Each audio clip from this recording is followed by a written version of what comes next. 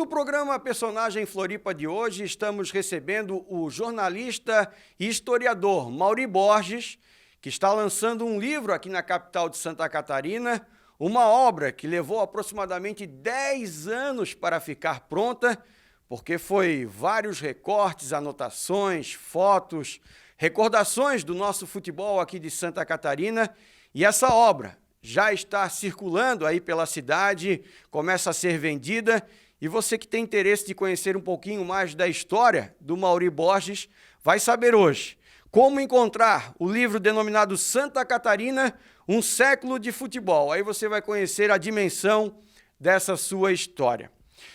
Mauri, obrigado primeiramente pela sua participação. São 86 anos de idade bem vividos. 85, mas está caminhando para 86, que eu sei que vai durar bastante. E você está lançando esse livro aqui em Florianópolis. É mais uma obra desse jornalista historiador. Só que antes de a gente falar do livro propriamente dito, eu queria que tu falasse um pouquinho da tua história no jornalismo, que eu sei que você passou por grandes jornais, por rádios, emissoras grandes aqui de Santa Catarina, e essa tua paixão também pelo esporte. Obrigado mais uma vez.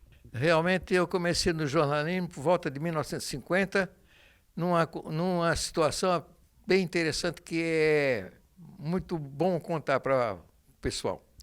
Foi nessa data, em 1950, eu participava de um clube chamado Íris Futebol Clube, da Tromposki.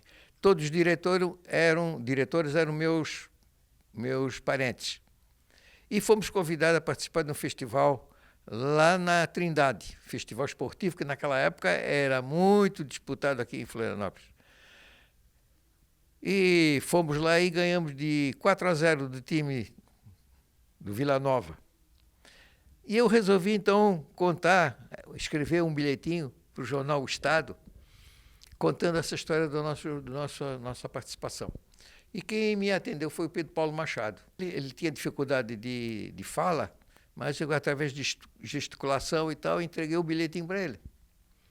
No outro dia eu fui ler um jornal, ótimo, bem destaque, botou a nota, eu fiquei influenciado com aquilo, gostei daquilo. Aí fui lá agradecer. Ele morava uma quadra da minha casa. Como ele todo dia ia para o jornal, às 9 horas mais ou menos, eu sabia do horário dele, eu ia lá no ponto de onde ele ia pegar o ônibus, no mesmo ponto. Aí fui lá e agradeci a ele. Ele disse, não, quando tu tiver qualquer coisa, tu manda para mim, que eu publico com prazer e tal. E aí começou a nossa relação, que durou mais de 40 anos. E aí começou a tua história no jornalismo? Começou a história no jornalismo. Aí eu fui no jornal escrevendo notícias do futebol varziano. Justamente eu praticava o futebol. Logo em seguida eu fui chamado para cobrir o Campeonato Amadorista de Futebol, que começou em 1950. Aí ia para o campo da Liga, fazia os registros, e datilografava e levava a matéria para o jornal. E assim comecei no esporte. E aí foi passar para o rádio? Não, no passar do rádio aí demorei mais ou menos uns 2 anos.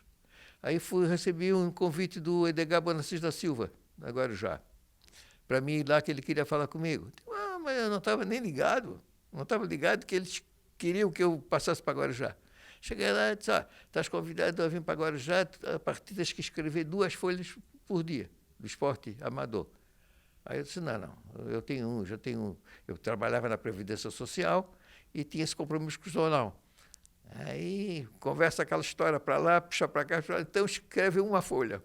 Aí acertamos, comecei na Guarujá também. E aí ficou no jornal, ficou no rádio, começou a viajar também? Não, comecei no rádio, no jornal e na rádio, os dois, né? Fiquei ali um instante, mais ou menos um pouquinho mais à frente, houve uma abertura para mim, eu digo para mim porque me facilitou, uma abertura de que o jornalista da capital tinha que acompanhar a delegação dos clubes que saísse daqui para cumprir seus compromissos do campeonato estadual. Por que isso? Porque as notícias dos jogos chegavam aqui com muito atraso e muita dificuldade para a federação. Esse jogo era sempre final de semana? Sempre final de semana, geralmente domingo. Eu, como não trabalhava sábado, embarcava com a delegação e ia para a cidade. E aí eu comecei a ficar conhecido da cidade. E continuei trabalhando na Previdência, no Jornal Estado e na Guarujá. Conta um pouquinho para mim de quando é que começou essa tua paixão para escrever livros, porque eu sei que além desse livro que você está lançando hoje, você já tem outros 3 livros que foram lançados, um falando do Remo, o outro falando do futebol de salão. Bom, isso aí aconteceu em 1970. Eu estava no Jornal Estado e a direção do Jornal Estado eram todos havaianos. E eles resolveram escrever uma página inteira sobre o Avaí. E eu fiquei meio contrariado com isso aí, mas não tinha uma ação, claro. Mas aí eu perguntei para o gerente, que era o Osmar, perguntei para o Osmar, mas não vão fazer do Figueirense? Aí, casualmente, eu recebi a resposta da direção, se eu quisesse que eu fizesse a página do Figueirense. E aí começou, porque eles tinham encadernado os jornais, eles mandavam os encadernamentos para mim, eu fazia o levantamento da matéria que eu bem queria e devolvia os jornais. Então, era um live e traz todo dia, eles iam na minha casa. E eu tinha que fazer agoniado, porque tinha que acabar aquele para trazer para pegar no outro. E assim termina a história do Figueirense. Foi feita a edição especial do Jornal Estado, no dia 13 de maio de 1971. E dali em diante, o Pedro Paulo passou a confiar em mim, e eu também, então, cobria para ele os campeonatos oficiais da Federação Catarinense de Futebol. Ele ia para a praia, e o magrinho ia para o campo de futebol no verão, e ele fazia as coberturas para ele. O senhor escreveu 3 livros, esse é o 4º. Esse realmente foi o maior, que deu mais trabalho? Deu mais trabalho. E eu vou exemplificar. O primeiro livro que eu fiz foi falando sobre o futebol também. Futebol, 85 anos de bola. Esse livro foi patrocinado pelo governo do Estado. E eu não acompanhei os detalhes, por exemplo, onde ele tinha que botar a fotografia X, onde ele tinha que botar o artigo maior ou melhor, ou menor, na página maior. E esses detalhes não foi feito. Então, o cara que fez a montagem do livro, ele botou onde ele bem entendeu. Então, ficou-se meio quebrado as coisas, não gostei. Bom, aí passei para o segundo livro, que foi Futebol em Tempo de... em traje de gala, já estou até esquecendo. Futebol em traje de gala. Falei sobre futebol de salão aqui, ninguém tinha falado, ninguém falou nada sobre isso aí. E o terceiro, então, foi sobre o Remo. Que também era uma paixão aqui da capital, né? Foi a paixão primeiro do futebol, do que o futebol. Tanto que o Remo mandava aqui, os clubes de náuticos é que promoviam os clubes de futebol.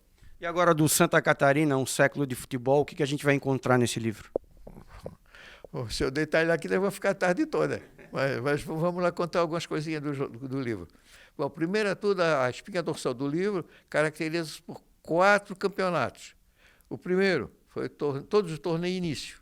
Todos, desde 1924 a 1968, quando terminou. O campeonato regional, a mesma coisa.